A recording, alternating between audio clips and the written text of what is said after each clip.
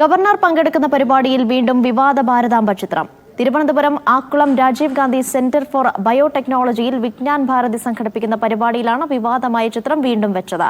Governor വരുന്നതിന് മുൻപേ ഫോട്ടോയിൽ പുഷ്പാർച്ചന നടത്തി. ഷിജോ കുര്യൻ വിവരങ്ങൾ നൽകും. ഷിജോ, വിശദാംശങ്ങൾ.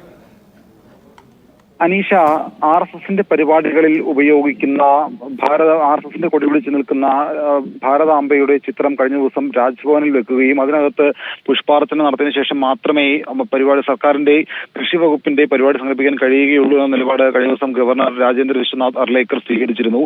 അതുമായി ബന്ധപ്പെട്ടുകൊണ്ട് അതിന് കഴിയില്ല എന്ന നിലപാട് സർക്കാർ സ്വീകരിക്കുകയും ഗവർണറും സർക്കാരും തമ്മിൽ പരസ്യമായിട്ടുള്ള ഒരു ആശയപരമായിട്ടുള്ള ഒരു ഏറ്റുമുട്ടലിലേക്ക് പോവുകയും ചെയ്യുന്ന ഒരു സാഹചര്യം നിലനിൽക്കുകയാണ്.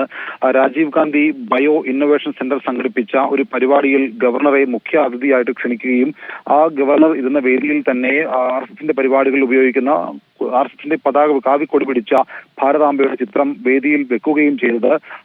ഇതുമായി ബന്ധപ്പെട്ടുകൊണ്ട് കഴിഞ്ഞ ദിവസം രാജ്ഭവനിലാണ് ഈ ചിത്രം വെച്ചതുമായി ബന്ധപ്പെട്ടുള്ള വിവാദം ഉണ്ടായതെങ്കിൽ അതിപ്പോൾ വിവാദം പുറത്തേക്ക് കൂടി വരുന്നു എന്നുള്ളതാണ്. ഗവർണർ പങ്കെടുക്കുന്ന പരിപാടികളിൽ കഴിഞ്ഞ ദിവസം രാജ്ഭവനിൽ വെച്ചതുപോലെ RSSന്റെ കാവിക്കൊടി പിടിച്ചു നിൽക്കുന്ന ഭാരതാംബയുടെ ചിത്രം വെക്കുന്ന ഒരു സാഹചര്യം ഇപ്പോൾ ഉണ്ടാകുന്നു. നേരത്തെ മുൻ പരിപാടികളിൽ നമ്മൾ കണ്ടിട്ടില്ല, പൊതുപരിപാടികളിൽ ഇങ്ങനൊരു ചിത്രം വെച്ച് ഗവർണർ പരിപാടികളിലെ സാഹചര്യം നമ്മൾ കണ്ടിട്ടില്ല. പക്ഷേ കഴിഞ്ഞ ദിവസം രാജ്ഭവനിൽ വെച്ച ചിത്രവുമായി ബന്ധപ്പെട്ടുകൊണ്ട് വലിയ വിവാദമുണ്ടായ പശ്ചാത്തലത്തിൽ കൂടിയാണോ ഇത്തരത്തിൽ governor Rajiv Gandhi bio innovation centre സംഘടിപ്പിച്ച പരിപാടിയിൽ ഭാരതാംബയുടെ ചിത്രം വെച്ചത് എന്നുള്ള കാര്യം കൂടി ഇപ്പോൾ ഇതിനകത്ത് ചോദ്യമായിട്ട് ഉയർന്നു വരുന്നുണ്ട്. എന്തായാലും ഗവർണർ പങ്കെടുത്ത പരിപാടിയിൽ ആ ഗവർണർ വരുന്നതിന് മുമ്പ് തന്നെ ഈ ചിത്രം സ്ഥാപിക്കുകയും അവിടെ പുഷ്പാർച്ചനയും അതുപോലെ തന്നെ ദീപം കൊളുത്തലും ഒക്കെ നടന്നിരുന്നു. പക്ഷേ ഗവർണർ വരുന്നതിന് മുമ്പ് തന്നെ വെച്ചതാണ്. പക്ഷേ ഇപ്പോഴത്തെ സാഹചര്യത്തിൽ ഇത് ചോദ്യമായിട്ട് ഉയർന്നു വരുന്നുണ്ട്. എന്തായാലും രാജ്ഭവനിൽ ഉണ്ടായിട്ടുള്ള ഇതുമായി ബന്ധപ്പെട്ട വിവാദം പുറത്തേക്ക് കൂടി വരുന്നു എന്നുള്ളതാണ് നമ്മൾ ഇതിൽ നിന്ന് മനസ്സിലാവുന്നത്.